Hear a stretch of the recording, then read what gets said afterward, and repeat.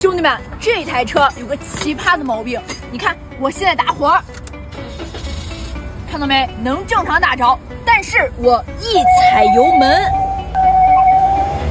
听到了吧？发动机里面有咻咻咻的声音，你知道什么原因吗？走，去前面看。这种情况去修厂，他们会让你清洗节气门、更换废气阀，甚至严重的还会说你涡轮增压系统有问题。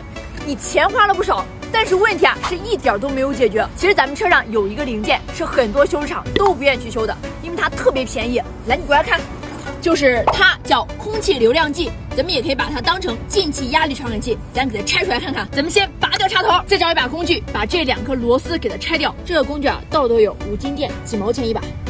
好，你看螺丝都拆掉了，这样就能把它给取出来了。好，取出来之后我们来看一下。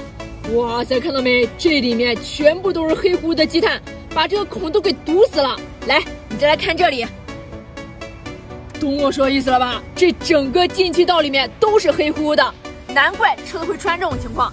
接下来看我怎么一招给它解决了。找张纸巾把它铺在地上，接着拿一瓶清洗剂把上面的脏东西都给它清洗干净。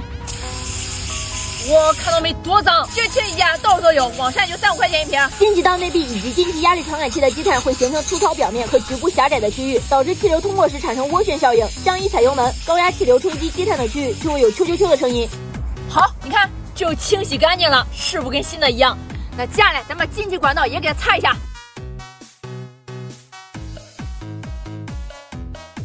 好，现在全部都已经处理干净了。那接下来咱把它们都装回去，先把管子给它装上去。好，接下来拧紧螺丝，再把空气流量计给它放进去，拧上螺丝，最后插回插头。OK， 现在前面的就已经全部装完了，接下来我就上车打火，看一下问题啊能不能解决。哎，老铁们，要是一会儿问题能顺利解决的话，记得给我点小心心支持一下。来，接下来就是见证时刻的奇迹，看好了，3、2、1，走！看到没有？一把着。来，我现在踩油门，听到没有？咻咻咻的声音没有了，问题啊已经彻底解决了。怎么样？是不是很简单？抓紧啊，每天选一些知识。